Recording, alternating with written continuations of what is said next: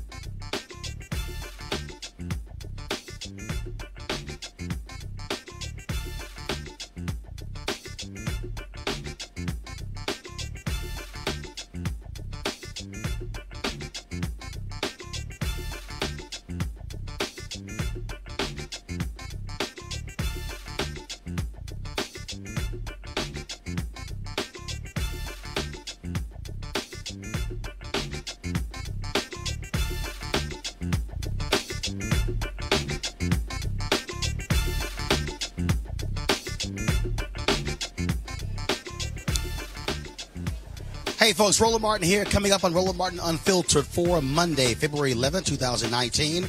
I'm broadcasting live from Susan Taylor's National Cares Memory Project Gala. Coming up on today's show, Virginia Governor Ralph Northam is trying to dig himself out of the scandal over blackface and Klan photos on his medical school yearbook page. He gave an interview yesterday with CBS's Gayle King where he talked about indentured servants. Really? Also, two stunning polls out of Virginia. 58% of African Americans want Northam to stay on, while 34% of Americans and 50% of Republicans say it's okay to wear blackface on Halloween. What the hell? Also, Katy Perry gets in on the blackface fashion. She's now getting condemned for a pair of shoes dealing with the issue of blackface. Also, we'll talk about Virginia Lieutenant Governor Justin Fairfax. He, of course, was doing a couple of interviews, making it clear that he absolutely is not going to resign, further calling for an investigation. He's also losing a couple of staff members as a result of him being accused of sexual assault. Plus, Democrats there are backing off of impeachment. We'll explain to you that as well. A short sentence handed out to the cop who killed Laquan McDonald is being challenged by the Illinois Attorney General. Kwame Raoul will explain those details. Also, when you see this video, a Broward County Florida sheriff caught on tape harassing a black father and calling him boy. Again, more crazy cops. And when cops take your money or your car, if they just suspect you of a drug crime, that's called civil asset forfeiture. An investigative report from South Carolina says it impacts black men more than any other group. We'll talk to the reporter who broke the story. Also, Ida B. Wells becomes the first black woman to have a major street named after her in Chicago. It certainly is time. And speaking of that, it's time to bring the funk on Roland Martin Unfiltered. Let's go. He's got it. Whatever the miss, he's on it. Whatever it is, he's got the scoop, the fact, the fine. And when it breaks, he's right on time and it's rolling. Best believe he's knowing. Putting it down from sports to news to politics. With entertainment just for kicks, he's rolling. Yeah.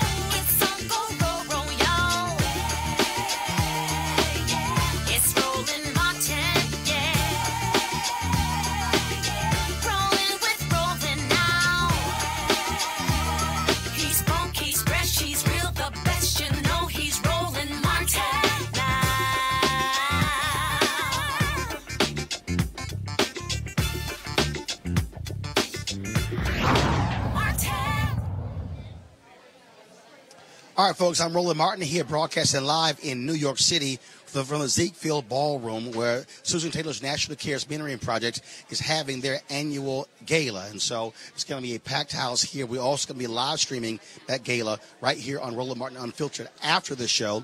And so the red carpet is going on behind me. And so all throughout the show, I'm going to be grabbing various folks who are here. Susan Taylor, of course. The honorary ball of this event, honorary chair of this event is Alicia Keys, who, of course, is flying from New York. Yesterday, of course, she was hosting the Grammy in Los Angeles. And so lots of folks will be coming through here. And so, again, expect for us to be interviewing folks here, but also doing our normal show. First, I want to start with Virginia, where the Lieutenant Governor, Justin Fairfax, has given a couple of interviews to The Root and the Washington Post, where he has proclaimed his innocent and saying he is calling for a FBI investigation into the two women who have accused him of sexual assault. Last week, we had one professor who accused him of forcing her to have oral sex in 2004 at the Democratic National Convention. And the second assault dropped on Friday, where a woman who attended Duke University with him saying he raped her while he was on campus. Now, Fairfax has denied all of these allegations, and he has made it perfectly clear that he is not going to resign, and he wants there to be an investigation. Now, no one has stepped up when it comes to the issue of the investigation. Who will actually lead that?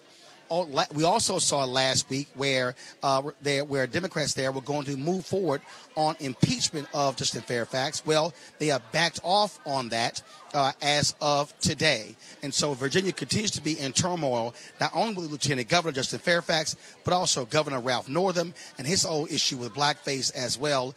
It's just pure craziness happening in Virginia. So I'm going to deal with Northam in just a second. But right now, I want to talk about Justin Fairfax and what's going to happen with him with my panel. And first off, Dr. Avis Jones DeWeaver, leadership strategist and also author of the book, How Exceptional Black Women Lead. She's also a resident of Virginia. Michael Brown, former vice chair of the DNC Finance Committee. Eugene Craig, CEO, Eugene Craig Organization.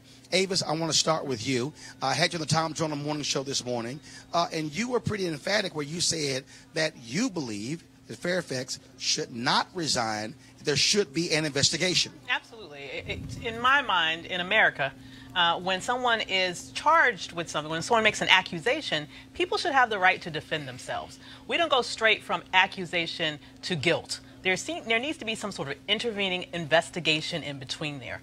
And so my hope is that we do slow pump on the brakes here and have an actual investigation. My fear is that when we have this sort of blind belief mentality around the Me Too movement, we may be creating a situation as women where this could come back to haunt us in the future.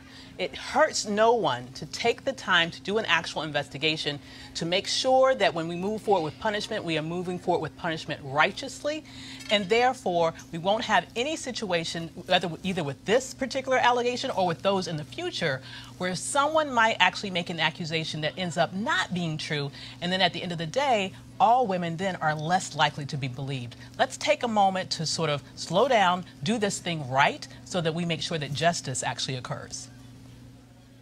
Michael Brown is very interesting because you've seen presidential candidates, Senator Kamala Harris, Senator Cory Booker, say that Lieutenant Governor Justin Fairfax should resign. There have been other Democrats also saying the exact same thing.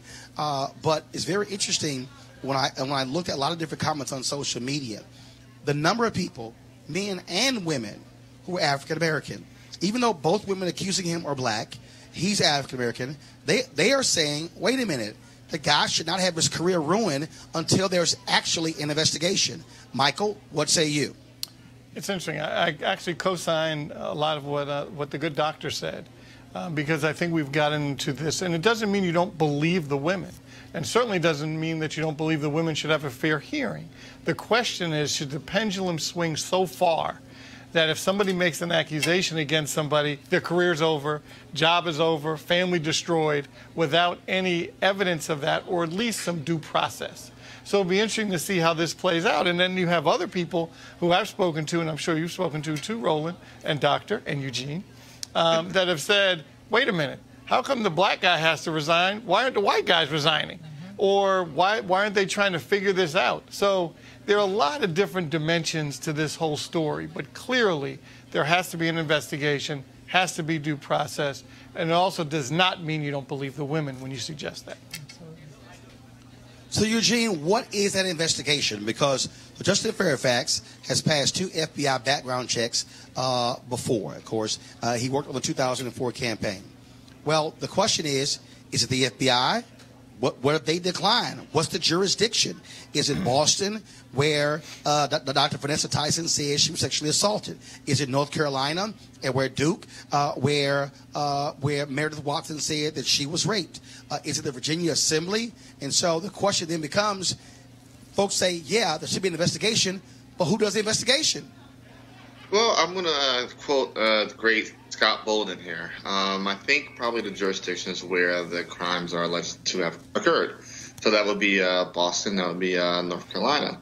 But, I have to agree with Michael and Davis here. You have to have due process. Part of the women getting justice, if this did happen, is actually having an investigation and giving Justin Fairfax's due process rights of actually thoroughly looking at this, looking at all the facts, looking at all the contemporaneous evidence, all the possible witness statements, which I think is, somewhat interesting that the ladies aren't calling for an investigation themselves. They aren't, asking for charges to be filed. They aren't asking for authorities to step in and rectify this and provide them with justice. They're asking for his resignation, which I think, does speak volumes to the situation. Well, and I even speak to that because in the case of Meredith Watson, apparently what her lawyers did, they sent their letter to Justin Fairfax's lawyers saying he should resign by 3 p.m. or sometime in the afternoon, or we're going public. Absolutely. And in that letter, she says, I'm not seeking money. I don't want to talk about this. I don't want to go public. And so that's raised a lot of questions that if you're bringing this out, you say that a man raped you, and you're saying, all I want you is to resign. That sort of struck people as sort of odd. Exactly. Do you want justice because you were raped? Or do you just want him to resign? And if that is your only barometer of success in terms of what you're looking to achieve, exactly why is that? And I also find that at the end of both letters, actually, they both ended with the statement that was tantamount to, well, this is all we have to say on the matter, which to me is analogous to saying, don't ask me any questions, don't expect me to say anything about this.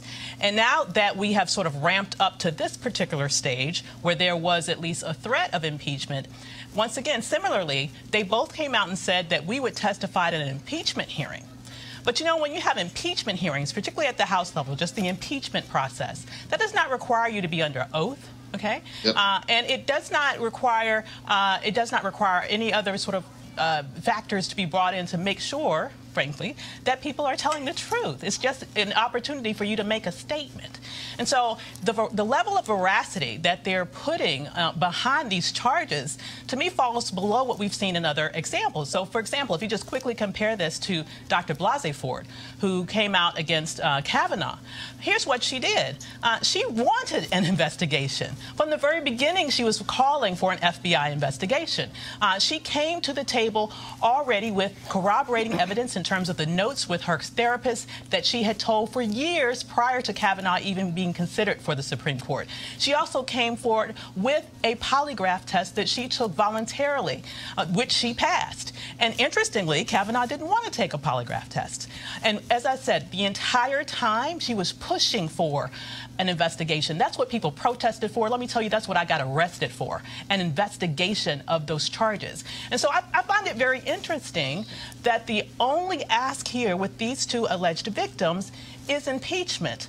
How do we move towards, how is that justice, rather than searching for the truth and getting it out in the open? I just don't get that. It just seems like an interesting end game. If I am the one that's aggrieved, I want everyone to know all the facts, and then I want him to be punished beyond just losing his job. Roland, Michael, look, it's first of all, Michael, look, it's public knowledge that look, you had to deal with the issue of a bribery scandal in Washington D.C. Serving time in federal prison. FBI came knocking on your door. The reality is, when the FBI comes knocking on your door in any investigation, you can't lie to them, because if you lie to them, then that's also a federal crime. If they're knocking on your door, you're in enough trouble. Best thing to do is not lie anymore. So yeah, you're absolutely right. And that's what makes this, first of all, the whole thing is a mess. And with the lieutenant governor, he is obviously saying he did not do it. He's denying it. Then we've talked about the due process.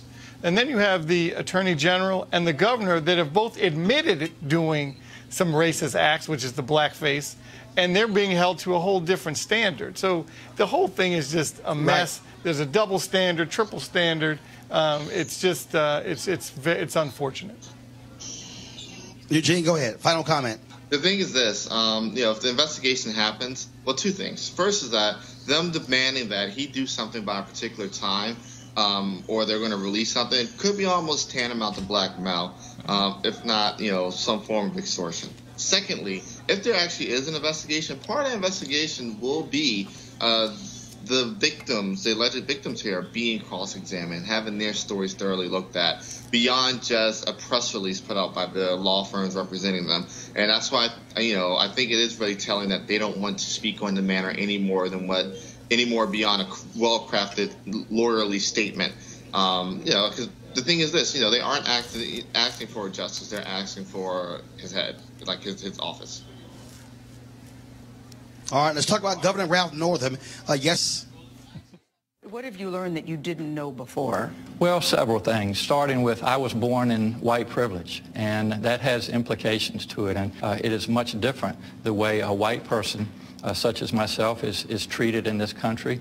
Did you not know that you were born into white privilege? I knew I was, Ms. King, but I didn't realize really the powerful implications of that. And again, talking to a lot of friends, that has come crystal clear to me this week. I've also learned why the use of blackface is so offensive. And yes, I knew it in the past, but reality has really set in. But Governor, it's hard for people listening to you, an educated man at the age of 59, to say that you're just learning about the history of it. You didn't know the history, know that it was offensive before? I think we're all on a learning curve, and certainly, Ms. King, I am not the same person now at age 59 that I was back in my early 20s. But your early 20s was 1984, not 1964. That's right. Here, as I sit as a 59-year-old man governing the Commonwealth of Virginia, this is really an opportunity, I believe, to make awareness of this issue, to really have a frank dialogue and discussion about race and equity in this country. And if you look at Virginia's history, we're now at the 400-year anniversary. Just 90 miles from here, in 1619, the first indentured servants from Africa landed on our shores in Old Point Comfort, what we call now Fort Monroe. And while also known as slavery. Yes. Yeah. Okay, Avis, take it away. That's my governor. So it is so much. Okay, to be honest, the history is a little interesting here. Okay. Here's the thing. Here's the first thing I will say. I don't believe that he has enough command of the history, of black history, to really understand what the heck he's saying anyway, okay? The reality is that there was a system of indentured servitude at the time that the first Africans were brought to Jamestown, Virginia. However, they came to this country against their will. I mean, imagine having... They were stolen. Yes, they were stolen. They were taken away from their family, from everything they knew, everything they loved. They were plopped on the other side, and in the intervening time, they were abused horribly. Many died. Those who survived came here to a land that they did not know. They knew no one. They did not know the language. Imagine even in that context being told that you have to work for free for several years. Is that a prize? No. That actually was analogous to the form of slavery that was common in that time period. Typically, in that time period, slavery was used for people that were captured at the time of war. So prisoners of war oftentimes had labor that they did over a limited period of time. We, over the course of our history in this nation, eventually transferred that into chattel slavery, which became passed down maternally from generation to generation. But before that, to me, that is slavery. That is slavery. They did not have the choice to come here like Europeans, which many of them did, and they weren't criminals.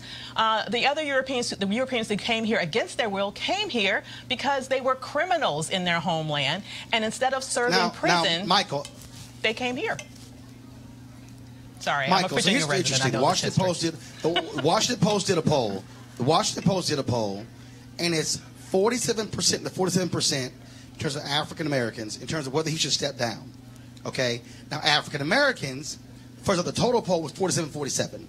58% of African Americans say he should not step down. So what's interesting about this is these weird views for whites, Democrats, independents. Do you think, Michael, that that's the polling data because of the allegations against Lieutenant Governor Justin Fairfax, and because Attorney General Mark Herring had his own blackface issue, and that black folks are being very pragmatic, saying, look, we don't want to see the top 3 Democrats in Virginia all quit because the person who become governor is a Republican. Do you think that's what's behind these numbers? I think it's certainly possible that there's a percentage of that that's behind the numbers. By the way, Roland, are these citizens from around the country, or are these Virginia people that were polled? Do you know? I couldn't find that out. This is Virginia. Well, then there's also a piece of it, too, where you could have people saying, you know what, I'm so used to this stuff growing up in Virginia. And yes, I'm glad we're turning the corner and we're becoming more of a purple state and things are changing. But all my friends back in elementary, I didn't grow up in Virginia, but I'm just saying what people may say is, you know what, I had friends that did this at Halloween costume parties when I was a teenager in college. I'm so used to it, I don't care. I just want to make sure he does right by us now that he's in office. That's one piece of it. The other piece is what you just articulated, which is they're putting it all together. They're able to say, voters are able to put different pieces together and say, you know what, if the white guys aren't going, I don't want the brother going. And they're able to do that. So that's why the poll probably looks the way it does. Eugene? I'm actually interested to see when this poll was taken. If it was taken after the after the second Fairfax situation hit, but also during what's becoming a Northam rebrand of, hey, I want to stay and focus on racial inequality.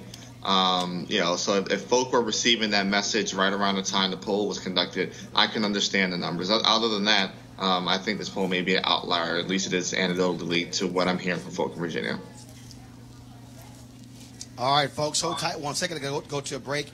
We come back. We're going to talk about several different things, including the issue of civil asset forfeiture, how that affects poor African Americans. All that's next on Roland Martin Unfiltered, broadcasted live from New York City, site of Susan Taylor's National Cares Mentoring Project Gala. Back in a moment. Hey, fam, I want you to like, share, and subscribe to our YouTube channel, youtube.com/Roland S. Martin. And don't forget to turn on your notifications.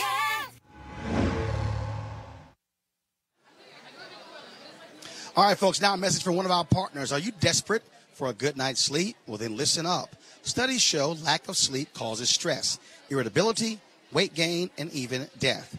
But you already know how bad it is when you don't get enough sleep, don't you? You've tried sleeping pills with their annoying and potentially dangerous side effects. Always a problem.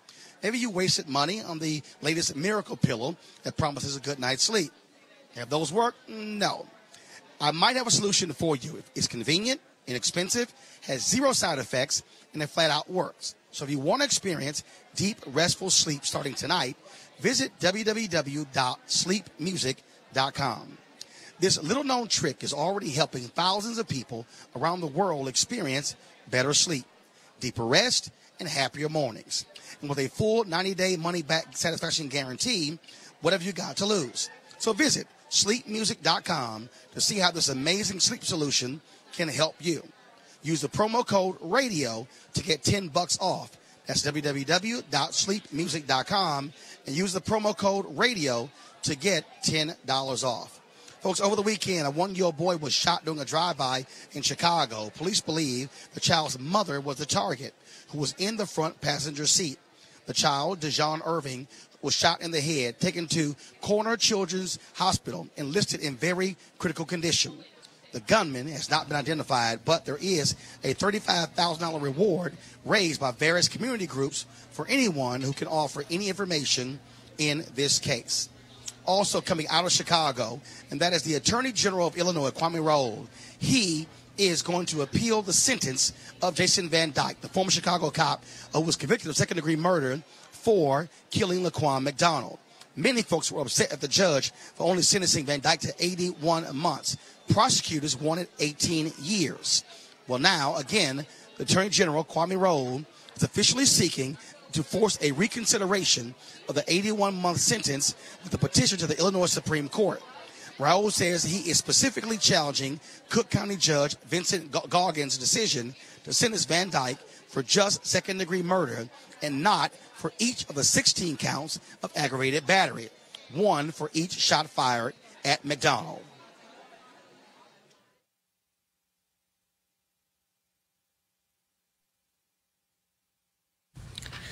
Specifically, this petition asks the Illinois Supreme Court to decide whether or not the trial court judge acted improperly by determining that Van Dyke's sentence based on his second-degree murder conviction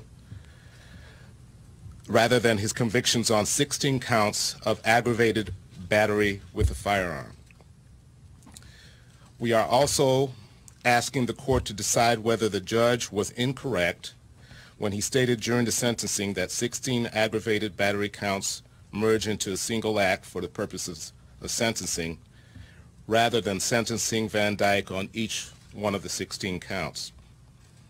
Our petition argues that if the Supreme Court orders a new sentencing hearing, it should also order the trial judge to follow precedent by imposing sentence on all 16 counts, and then determine whether one or more sentences must be consecutive.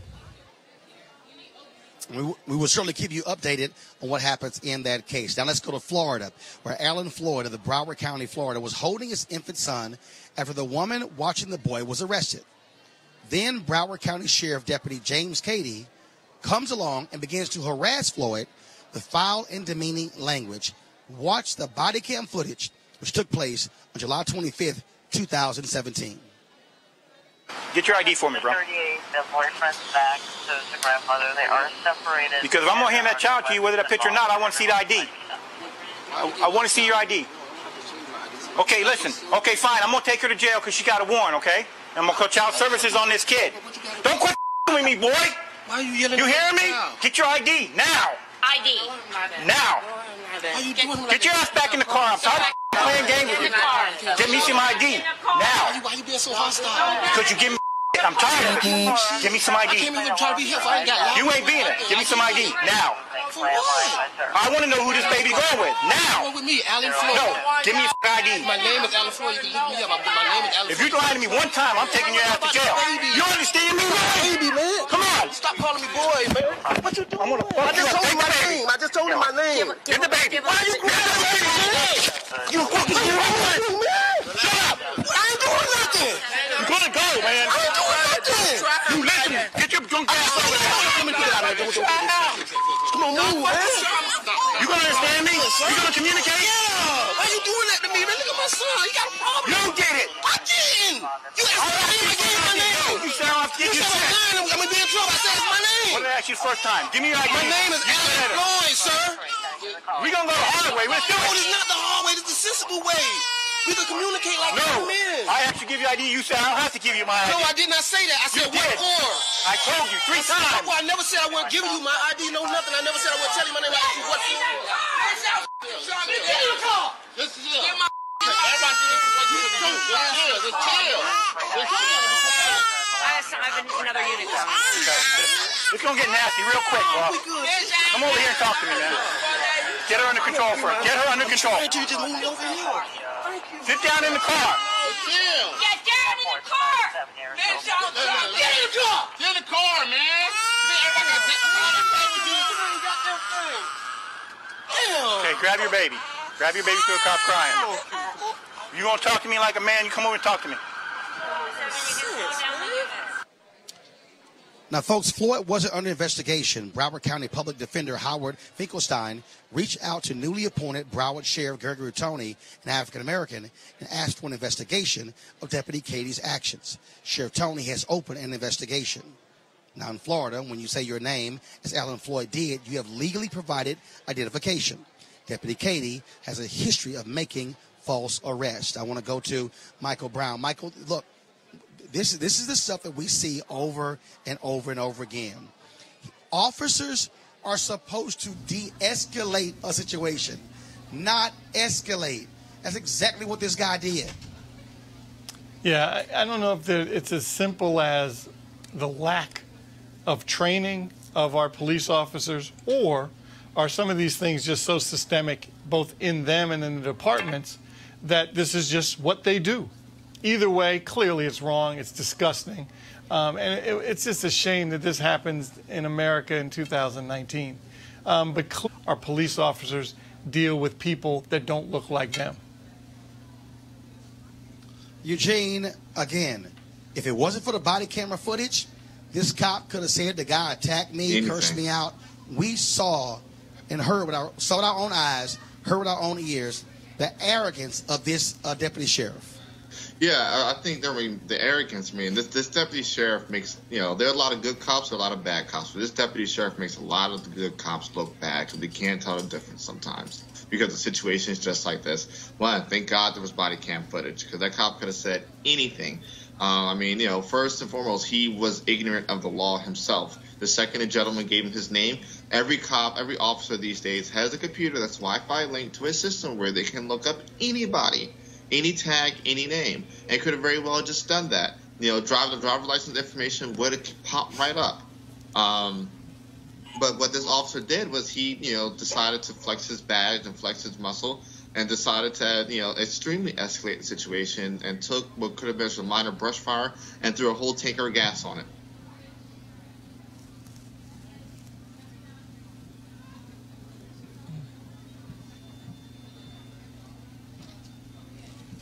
You guys can stretch. Oh, okay. Well, actually, mine can stretch. All right, and you know what, Eugene, you talk about these kind of issues, and clearly, how many times have we been on this set and on this show to see how many things happen like this related to police officers and people of color? It happens, daily, hourly in America? And so clearly something, I think, more has to be done than just giving the assumption. What did your boy Ronald Reagan say? Trust but verify. And I think that's what we have to do with training with our police officers is, yes, I'm not like that. Oh, you don't have to worry about me. But you need to sit in that class and understand what diversity training really means, sensitivity training. Hopefully that will help because clearly this officer clearly either didn't focus if there was training, he wasn't paying attention, he was texting, or is this so deeply embedded in him that he can't help but to not like black people? I agree with the story. Give me 1 second. Hold on. Let's talk about another story talking about deeply embedded. Listen to this story, okay? Because this speaks to the same problem that we have in this country when it comes to how police operate, okay? When a man barged into Isaiah Kinlock's apartment and broke a bottle over his head, a North Charleston resident called 911. After cops arrived on that day in 2015, they searched the injured man's home and found an ounce of marijuana. So they took $1,800 in cash from his apartment and kept it. This is one of the many stories in an important investigation by the Greenville News in Greenville, South Carolina, of a practice known as civil asset forfeiture. A civil asset forfeiture is when the cops seize money or goods if they merely suspect drugs are involved. No shock that the reporters found African Americans suffer from this practice more than any other group. Here's what the article discovered. Black men pay the price for this program. They represent 13% of the state's population, yet 65% of all citizens targeted for civil forfeiture in the state are black males. If you are white, you are twice as likely to get your money back than if you're black. Nearly 1/5 of people who had their assets seized weren't charged with a related crime. Roughly the same number, nearly 800 people, were charged with a crime but not convicted. That means around 40% of the people whose cash or possessions were seized were not convicted of a crime. One of the reporters who broke this story is Mike Ellis, investigative reporter for the Greenville News. Mike joins us right now. Mike, I got to tell you, we've seen this story all across the country. We've seen other examples of civil asset forfeiture. You even have folks like the Koch brothers who are against this. Libertarians are against this. But to see this there in Greenville, was it shocking to you and editors when you saw the real numbers? Hi, I think I might have cut off there a little bit. All right, thank you. Mike, are you there? Yeah, I'm here. Okay, go right ahead. So was it shocking to you to see those numbers and how black men were mostly impacted by civil asset forfeiture? I think when we talked to a lot of experts, we talked to a lot of people about this, common response was shocked but not shocked. What we had found has been discussed a lot before. This isn't coming out of left field, but what we were able to do is go through an entire state, 3 years worth of data. There's been a lot of excellent reporting on civil forfeiture. A lot of it is focused on the federal side or on regional sides, such as in Philadelphia.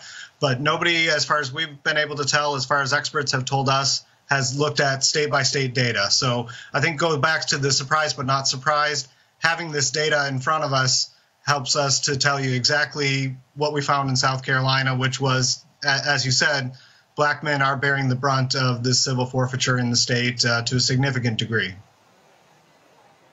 So, Mike, are state legislators saying anything? Are they saying, let's look at the laws to protect citizens as opposed to police departments in a sense like happened in other places around the country where they literally would have a laundry list of items they wanted and they eventually got it through civil asset forfeiture? Yeah, we've actually heard some great results from legislators. A lot of them have previously tried and failed to get anything passed. But this year, we're headed down on Wednesday to our state capitol. A group of bipartisan legislators are introducing a bill that would make South Carolina, in their words, the gold standard of civil forfeitures. In many ways, it would model after New Mexico's laws, which would require a conviction. In South Carolina and many other states right now, police can take items on the side of the road for suspicion of a crime. It doesn't have to be a conviction. One of our important findings was about 1 in 5 civil forfeiture cases in our state and are associated with no criminal charges whatsoever. Another almost 1 in 5 have no convictions whatsoever. So that's an awful lot of cases that are not gone through the judicial system, and the police are still able to seize and keep the property in most of these cases. All right, Mike, we surely appreciate it, man, your reporting. Thank you so very much for joining us. Thank you. Appreciate it. I want to go to my panel here. I'm going to start with you, Eugene. This is an issue that we have seen Democrats and Republicans and Libertarians on the same side. And what's also amazing, though, is that, you have many folks who support law enforcement. They got no problem with cops doing civil asset forfeiture. I remember when Donald Trump met with this group of sheriffs, they said, oh, we need this. And you're going, wait a minute, you're taking the property, you're taking money, cars, other items of people, many who never, ever even get charged. That is grotesque in this country. Yeah, it's crazy. So actually, civil asset forfeiture in Maryland, 2 years ago, the Maryland General Assembly actually passed a bill that Governor Hogan signed, curbing civil asset forfeiture. Had the support of Freedom Works, had the support of groups on the left, and I believe now that Maryland, you have to have a conviction to have your assets seized. But for a lot of departments around the country, it helps them pad their budgets. It helps them get things that they ordinarily wouldn't have. I mean, there's like one infamous case where they had seized a margarita mixer and threw it in their break room. And a department, I forget where it was, but it's been a plague on communities of color, many poor communities. They have your money stolen, have your money taken, have your car impounded, all on suspension and never being charged with a crime. Michael? It's exactly right, and clearly it's all stereotypical because the reason that these forfeitures occur is because there's an assumption that the money or the products gained by the money is drug money or somehow solicited in some bad way.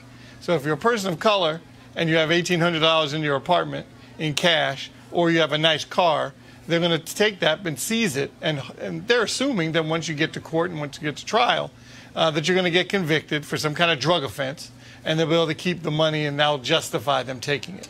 And that's what's so a shame about what's going on today in America. Avis, this is how poor people are essentially ripped off by police departments and targeted for their resources. Absolutely. I don't even call it asset seizure. I call it theft, because that's exactly what this is. And I don't even give them as much, sort of leeway as Michael is so kindly giving them. I think they target people and they steal from people because they can. And I also know that oftentimes in poor communities, those communities don't even have financial institutions in those communities. There's a large number of folks who are unbanked in this country. So they don't have any place where they go and have a checking account where they can keep their money. They keep their money in cash. And so the reason why they are targeted in this way is because these people are taking cash. They're also taking other sort of products, things that they purchase, cars and other things, even the margarita mixer, because they can. That's what this is. They are pilfering a community because they know they can get away with it. All right, folks, hold tight 1 second. I'm going to go to a break. We'll be back on Roland Martin Unfiltered in just a moment. You want to support Roland Martin Unfiltered? Be sure to join our Bring the Funk fan club. Every dollar that you give to us supports our daily digital show. There's only one daily digital show out here that keeps it black and keep it real. As Roland Martin Unfiltered. Support the Roland Martin Unfiltered daily digital show by going to RolandMartinUnfiltered.com. Our goal is to get 20,000 of our fans contributing $50 each for the whole year. You can make this possible. RolandMartinUnfiltered.com.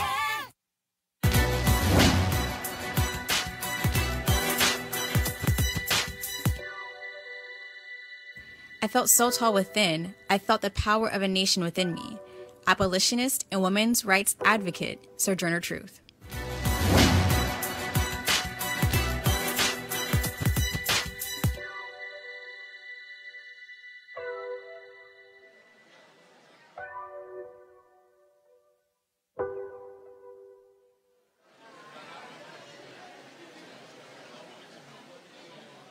All right, folks, HBCU Giving Day University is Albany State University, founded in 1903, located in Albany, Georgia. Notable alumni include Joe Marie Payton, Shirley Sherrod, Alex Coachman, Rick Ross, and Caldwell Jones. To support them, go to ASU Rams, asurams.edu. All right, folks, calling all HBCU alumni, students, and leaders. Enter the Ford Motor Company HBCU Mobility Challenge and win $25,000 for your school.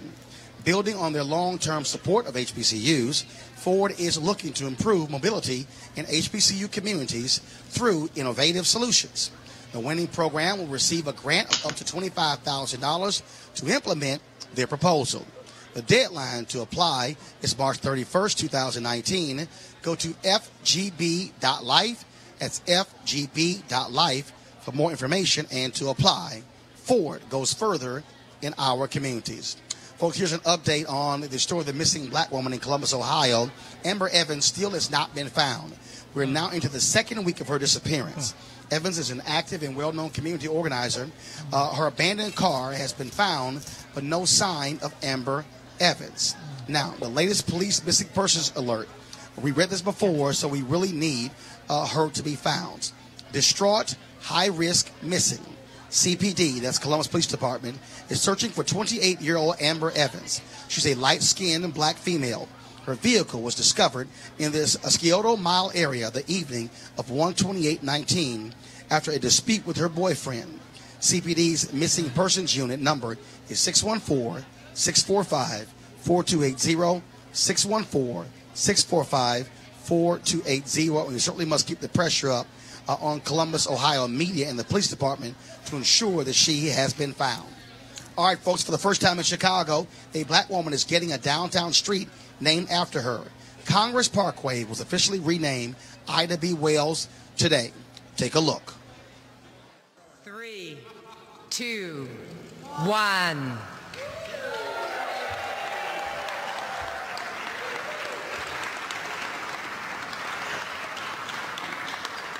So I have to admit, I was feeling some kind of way when I saw that sign outside today. I also thought we were going to go outside and do this, which is why I brought boots and stuff. But y'all, it's been an amazing morning.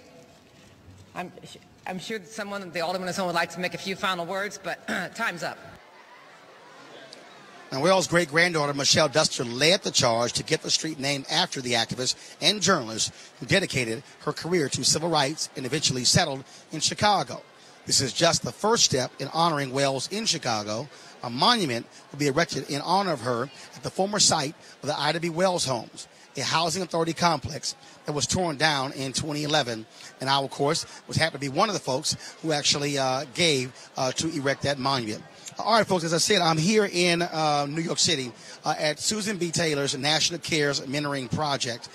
This is, of course, the fourth year they've had this gala to raise funds for her National Cares Mentoring movement. So there are a lot of people who are here. And joining me right now, of course, is someone very familiar with our show, Reverend Jesse Jackson Sr. So always good to see you, sir. Good to see you, Roland. Absolutely. So first and foremost, let's talk about, one, I got to get your thoughts on the craziness happening in Virginia. One concern that I have there is that while all the focus on the guy with blackface 35 years ago and ignore Senator Highsmith from Mississippi who said she was still in the front row of a lynching. What's the threshold? The governor of Florida referred to Gillum as monkey business. The governor of Georgia stole the election from Stacey Abrams. And so it seems that we cannot narrow the focus, our lenses, just on Virginia. What they did was abhorrent. Unfortunately, racism were not illegal. Therefore, they'll be able to keep their positions. Also, Lieutenant Governor Justin Fairfax says there should be an investigation. He is not going to resign. Do you believe that is fair? Serious charges level against him. He says there should be due process. Well, you cannot suspend due process. One thing I learned during the Johnny Cochran O.J. trial, one day you can be persuaded one direction, next day another. So we need to, if they can wait 10 to 18 years, the Senate can wait for due process. Due process should not be suspended, and investigation is warranted. And that way you respect all people involved. And so let's talk about this event. How important is it what Susan Taylor has done, creating this national movement to mentor black kids all across America? The opposite, you have Trump locking up children in cages in Texas, and she mentoring children in New York. This is the morally correct thing to do. All right. Always good to see you. Wall Street Party is coming up soon? February 20th through 22nd. Maxine Waters speaking, and Congressman Greg Meeks, and about 30 caucus members will be there, and Roland Martin. All right. I appreciate it, Doc. Good seeing you. Thanks a bunch. All right, then. And so I'm going to pull over here. Reverend Al Sharpton over here. Okay, excuse me one second. She's coming across. Okay, I'm actually live right now. So you just see Marcia Dyson just jump on up in here. Good to see you as well. Yes. So let me do my thing. Let me go to work. Now get on out of here. Let's come over here. Reverend Sharpton. Yes, grab him. Grab Sharpton. All right, so this is what happens when you're live. And so I was ready to interview Reverend Sharpton. And so in just a second. And so we're going to talk to him. And so we're going to pull him over in just a second. And also we'll be okay. All right. So then we'll also be talking to, in a second, to Susan Taylor. What's up, Rashad? What's going on? So, of course, that's Rashad Robinson, of course, Color of Change, who decided to just swing on by. Get over here. I mean, you got time before you jump on a red carpet. So I got Rashad Robinson, Executive Director, Color of Change. Always good to see you. First, we were talking earlier about, before we get to this, we were talking earlier about Virginia. Do you believe in the case, so what's your thoughts on Northam? Should he resign? Should there be due process and investigation for Fairfax? What do you make of the craziness in Virginia? Well, Northam said that he did it, that it was him at first. And so I do think he needs to resign. We can't trust him to follow. I think there needs to be a due process with Fairfax, and we need to dig into what actually happened. And then there's got to be accountability for whatever the story is that comes out. And then, when it comes to the AG, I think that that's a little bit more complicated. And I think that that story also needs to be dug into. This, though, simply can't be about Democrats or Republicans. It does have to be about who can lead, what's the future of the state. But all of this comes down to the bottom line is that as we head into 2020, we have to do a solid vetting of all of these candidates. We have to really dig into their past and their future, and we've got to hold people accountable. And I got to ask you this here. This initiative here, this mentoring project, is a major deal, and it's grown like crazy over the past 5 years. Well, anything that Susan Taylor has her hands in, you want to be part of. And I've gotten a chance to both work with Susan, to benefit from her advice and mentorship as I've led Color of Change. And I'm here to just support the incredible work that she has done at just putting her sort of loving vision around our youth and letting them know that there are people there that are for them, that support them, and want them to succeed. And so I'm just so impressed and in awe of everything that Susan does and what this great organization is doing. All right, I appreciate it, man. Good seeing you. I appreciate it. Thanks a bunch. All right, speaking of Susan Taylor, she's right here. Recently turned, I love these people who just, 1 second, just walk across the camera. They ain't work. And so Susan Taylor, y'all, just turned 73 a couple of weeks ago. And so, as you know, black don't crack. And so we're going to chat with her in a second. Queen, what's happening? Wow, it's happening tonight. I'm so excited. It's a sellout evening. We're going to raise a lot of money. And we're here for our children. This is the joy that we can dress up, we can be fly, fabulous, and do the critical work of restoring the village, rebuilding our own lives and the lives of our people who are struggling. This is now how old? This is the fourth annual. Fourth gala, but the project is older than that. Oh, the movement is really 14 years old. Started right after Katrina, devastated New Orleans. And I said to the Essence family, we just can't go back to New Orleans and have a party. It always had a purpose, but we have to deepen the purpose because our children are suffering. And so we asked people all throughout the country to go back to their respective cities and to mentor children. And here we are now, with 58 cities across the country and our volunteer army who you saw probably on the red carpet. And just what we need to do is really open more hearts and have more people care about poverty. How many folks are you now mentoring and how many chapters? Because this thing has just been spreading and spreading. It's been pretty amazing. We have really mentored over 250,000 young people. Well, let me say that again. We have mentored over 200,000 young people, and we've recruited more than 250,000 mentors. That's the opposite. Let me go again. We've recruited over 250,000 mentors. We recruit mentors, we train them, and then we deploy them.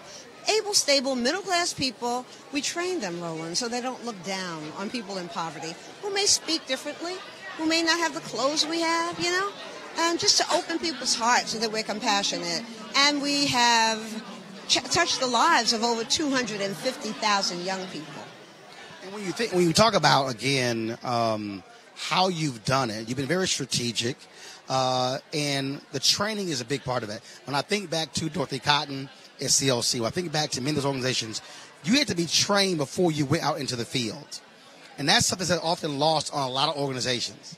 That's right. We have a protocol. We have a philosophy. We have a framework that was created by 60 Brain Trust members, people whose names we all know, from Naeem Akbar to Jesse Jackson, Harry Belafonte, people who gathered over a couple of weeks and over years and put together 10 pillars that we believe that if African American people really adhered to and imbued those principles and lived them, we would heal ourselves and our children. Last question. You just had a birthday. I did, 73. I'm proud of it. That's right. It was always good to be here. We had, of course, be here to broadcast, and it was important to be here as well, so always good to see you. Thank you, Roland. I love you. So I hope you enjoy the night. You know it. I know. Yeah, I will. All right. I'll enjoy watching you. Watch it. I appreciate it. Susan Taylor, thanks a lot, folks. My apologies, still getting over my cold. Now, as we were talking, Tina Lawson, Beyonce's mama, her husband, actor Richard Lawson, they also about to walk the red carpet. And then I just saw my man Maxwell as well. And so we're going to try to grab them before we go off. So we've got about 7 more minutes of the show before we go off. Now, here's the other thing that's happening. So they're also live streaming this event all across to different sites. And so we're also going to tap into that live stream as well. So we'll be streaming this on Roland Martin Unfiltered as well. So we're looking forward to doing that as well. And so how you doing? Step on over here. And so here are a couple of the honorees tonight. And so just tell folks your name. Daryl McKissick, Cheryl McKissick Daniel. So good seeing y'all. So folks who don't know, I already know. But tell them, what do y'all do? We do design and construction. Now, y'all probably at home like, black women doing design and construction. So tell folks the history who are unfamiliar with your family history. So our history dates back 5 generations. The first descendant of our family came here in 1905 as a slave. 1790 as a 1790 as a slave, and accept this award tonight. And was taught the trade of making bricks, and the company passed down from there to a master carpenter, and then our grandfather and his brother are the first black licensed architects in the country, with license 117 and 118 in the state of Tennessee. We are now countrywide: New York, Philadelphia, Miami, Chicago, LA, Texas. We're in Texas, Houston, Washington, D.C. Y'all pretty busy. We're the probably the first national African-American architectural engineering and construction management firm in the country. And so I'm sure some people will be shocked to say, y'all actually doing that? So you put the hard hats on, you're going out to the sites and let folks know who the boss is? Absolutely. We do it good too, Roland. Hard hats, and high heels. It's always good seeing y'all. Congratulations on being on tonight, and look forward to a great event. All right. Thank you, Roland. Right, I appreciate it. Thanks a bunch. And again, folks, we're here at the National Cares Mentoring Movement. And so they started the program thus far. And so what I'm doing here is I'm spotting folks who are all over here because they're about to close the red carpet down because, again, the event is going to begin about 7 o'clock. And so what I'm doing is I'm waiting to see if my man Maxwell will get over here before we go off. And so I'm checking right now. And so I know we got about 5 more minutes left. First of all, let me do this here. Let me thank Eugene, Michael, and Avis, our panel today. I appreciate them joining us today. So I want to do that before we go off. Appreciate it. While I am waiting over here, and so we are again waiting for So waiting for them to get over here. And so as I look over here, so if you probably zoom in, you will see over there Maxwell in the corner. He's talking to Kefra Burns. He, of course, is the husband of Susan Taylor. And so they're over there talking. As I said, Tina Lawson, Beyonce's mama, is here. That's her baby. And then Richard Lawson, of course, her husband, is here as well. And so I'm trying to grab one of them before we go off. And so that's what I'm waiting on. And so it is a packed house. And so do this here. You're just pan to the right over there. If you can, pan to the right, Gary. And so you'll be able to see the ballroom over there as well. And so Reverend Sharp, he's at the microphone as we speak. He is starting the program, and so that's what. So I'll be down there in a second. Last year, y'all, it was an amazing program. Cicely Tyson, she was honored, and her speech was amazing. We actually live streamed that, and so we'll try to put that out there again as well. We would love for y'all to be able to hear what she had to say. As I said, Alicia Keys, who last night to grab her. We'll probably grab her afterwards, and I'll just have the video for you guys tomorrow. As Susan Taylor said, this is 14 years the National Cares Mentoring Movement has been taking place. After Katrina, after so many people were displaced, Susan Taylor, the stories of many of the young folks who've actually come through this movement, who've actually been mentored by many of these folks. And so this really is important. If you go to Twitter, if you go to their Facebook page, you go to their website, National Cares Mentoring Project, you can sign up. 250,000 mentors all across the country who have come through this program and been trained, and the young folks who they have touched has been truly, truly amazing. And so what we are doing is really, sorry, Doc. What we're doing is, I love you just walk in front of a camera like I'm not standing here. And so what we're doing is supporting them. And so Susan asked me to come. She said, got to have you here. 3 years ago, I did the auction where we raised a bunch of money for them as well. And so that was always great and important. And so what I'm doing here, again, is I'm waiting for so folks have got Richard and they've got Maxwell hemmed up. And so I'm trying to grab one of those guys to get over here before we go off. And so we can shut this off because it's 6:59. So we're going to almost done. And so I'm going to see if my handlers over there can grab one of them before we go.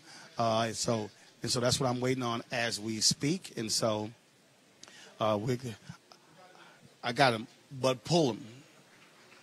Don't tell them I got to go to Maxwell now. See, part of the deal, you got other folks who are doing interviews over there right now, but we're not going to wait. So we're still going to get them in a second. And, again, I do want to grab Max before we go off because he's a huge supporter of it. Last year, he's a huge supporter of this. Last year also, Jesse Smollett was here as well. So a lot of folks, a lot of entertainers have really been helping out Susan and the various mentors with this particular project all across the country. And so we appreciate all that they do. And so, and this is called For the Love of Our Children Gala. So do this, folks, also. So you want to follow this on Twitter, on Facebook. The hashtag is CaresGala19.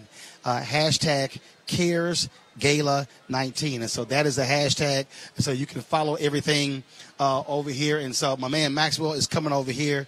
And so I told y'all we were going to get him. And so I got to get him real quick before we Superstar. What's going on, baby? What's happening? You all good? How are you, Mr. Martin? I'm good. I'm great. Looking clean? I'm trying. You know, you don't want to come out here dusty. I mean, you got to put your cocoa butter on. You know, it is. You ain't got no sense. Not the cocoa butter. Well, you know, Vaseline, okay. And shea butter? No, I'm just keeping 100 Vaseline intensive care. Sorry, no product placement here.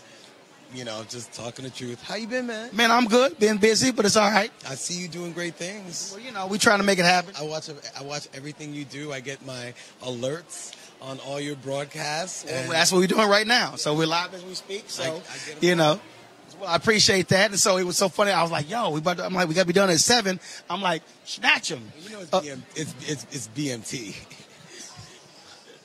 Or BWT, whatever you want to call it. Man, how you doing? I'm great, man. I'm happy. I'm making music. I'm centered. I have so many projects that I wish I could talk to you about, but I'd rather them happen than jinx them. But yeah, things are really good. Now, you are busy, but why was it important for you to be here tonight? Well, you know, last year, you know, a year ago I attended, of course. You know, they were honoring many amazing people who have done great things for the community and for mentorship. But I came and I was asked to sing for Cicely Tyson last year. And, of course, this year, my little sister, Alicia Keys, is being honored.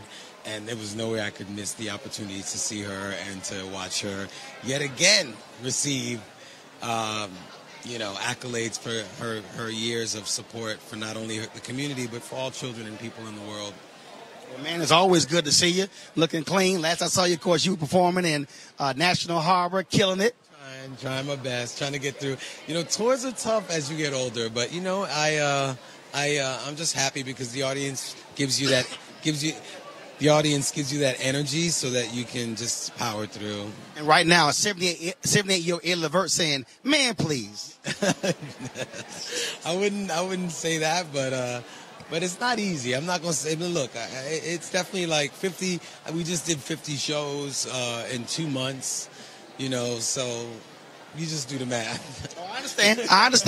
And there's no auto-tune, okay? If I make a mistake, it's my real voice making a mistake. If I'm hitting that note, it's my real voice hitting that note. And I actually prefer it that way because at least the humanity of the music isn't lost, you know? But I am doing my me. I'm trying to get my voice back. Al just hit me 2 weeks ago. And so I got all these folks. Anita Baker sending me tweets in, take this kind of honey, and then do this and do that. And then David Mann and Tamala Mann saying, do this. It was all kind of folks. Oh, she knows what's up. Yeah. Anita Baker is the person that taught me how to get my falsetto together. Okay. So when her album came out, Rapture, all those records, I would just pretend to sing like her when I was 16. And then, so thank you, Anita Baker. I love you so much for helping me get my voice on point.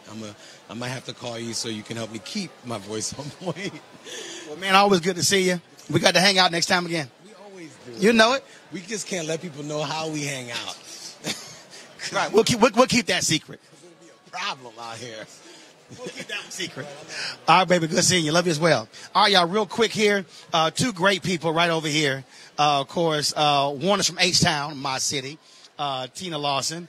And, of course, her husband as well, the great actor. How y'all doing? How you doing, H-Town? Good seeing you. What's up, sir? How are you? I'm good. Good seeing both of y'all. How y'all doing? You too. We're great. I saw y'all roll through, and I said, look, we got to grab them before we go off the air. And so, H-Town, how you feeling? What's going on? Feeling great. I'm happy to be here to support Susan and the CARE mentorship program because, we're mentors and we're passionate about it. So it's a pleasure to be here. You to our building and check us out. Just invite a brother. I'm good. We will. We're doing a play right now called No Place to Be Somebody, which is 50th anniversary. Great production. You should come and cover it. Okay. Now where's the play? It's going on now. It started this past weekend. Which city? In LA. Los Angeles. Waco Theater Center in Los Angeles. Now, you know about mentoring because you've been training actors and mentoring folks as well. How important is that for someone who can sort of show you the ropes and say, let me lead you down a path? Every single person in this building was mentored by somebody, whether good or bad, whether it was a great influence or whether it was an improper influence. And so, therefore, it's important for us who have been fortunate enough to have a good life or to learn something to be able to pass that on. We can't keep it unless we give it away. And so our whole mission is to give away what we've shared in the life that we've had. And mentoring for you started at home with your children. That's right. Well, mentoring started for me with someone who took me to see Alvin Ailey at 14, and it changed my life. And actually, my kids wouldn't be here without that person because it got me out of my small little world. Absolutely. Yeah. Well, I'll tell you what, I've been enjoying your Instagram page with all of your behind-the-scenes story. Okay, I only had 24 hours to make this dress, and that's how I made this. I've been cracking up laughing at those stories because it's the stuff nobody knows about. Yeah, and it's all true. Well, it's good seeing both of y'all, and so we'll definitely make it out. Yes, sir. I appreciate it. All right, y'all take care. Good seeing you. All right, folks. Again, that's Tina Lawson and, of course, Richard Lawson. All right, folks. I got to wrap this thing up. Don't forget, this is what Roland Martin Unfiltered does. There's no other show that does this. No other show focused on our community that's actually broadcasting live from events like this here and also live streaming these events, which is why we need you to support what we do. I need you to go to RolandMartinUnfiltered.com. Join our Bring the Funk fan club. You can use Cash App. You can use PayPal. You can use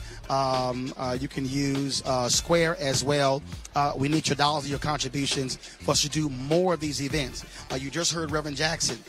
He wants me to be at his Wall Street project for us to be able to live stream those proceedings, those sessions, those panel discussions, those keynotes. And so this is why I created this show. Not just to say, oh, we got a show, let's talk about the issues.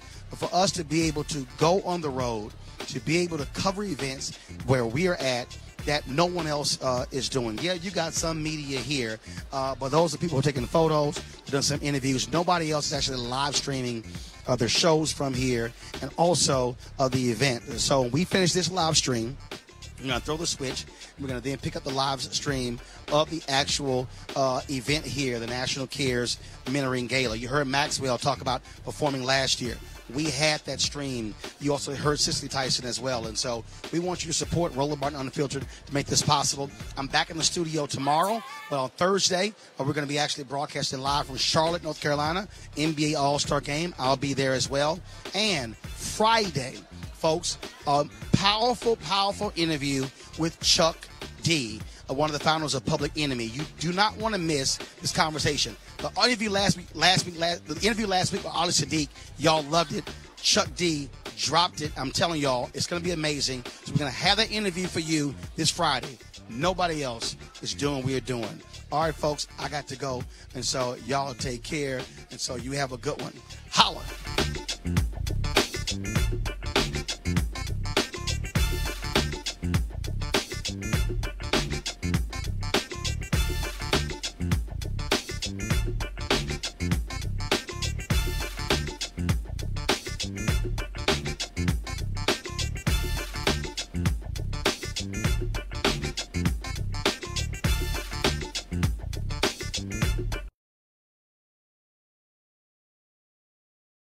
You want to support Roland Martin Unfiltered? Be sure to join our Bring the Funk fan club. Every dollar that you give to us supports our daily digital show. There's only one daily digital show out here that keeps it black and keep it real as Roland Martin Unfiltered. Support the Roland Martin Unfiltered daily digital show by going to RolandMartinUnfiltered.com. Our goal is to get 20,000 of our fans contributing $50 each for the whole year. You can make this possible. RolandMartinUnfiltered.com.